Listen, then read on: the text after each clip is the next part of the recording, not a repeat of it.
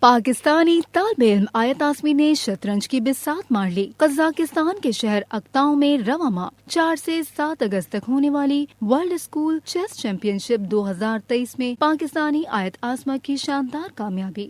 لاہور کی آیت آسمی نے اگرچہ انڈر 12 مقابلوں میں بہترین کارکردگی دکھاتے ہوئے پاکستان کے لیے کانسی کا تمغہ اپنے نام کیا، مگر ان کی فتح حاصل کرنا پاکستان کے لیے ایک بہت بڑا اعزاز ہے۔ 10 سالہ آیت آسمی 8ویں جماعت میں زیر تعلیم ہے۔ آیت آسمی پاکستان کے لیے بین الاقوامی سطح پر شطرنج جیتنے والی پہلی لڑکی ہیں۔ گزشتہ دنوں قومی انڈر 12 اور انڈر 18 کے کھلاڑی پاکستان واپس پہنچے، جن میں انڈر 12 کیٹیگریز میں برونز میڈل جیت کر پاکستان کا نام روشن کرنے والی آیت آسمی بھی شامل تھی۔ پنجاب چیس ایسوسی ایشن کے ارکان کی جانب سے لاہور ایئرپورٹ پر کھلاڑیوں کا شاندار استقبال کیا گیا۔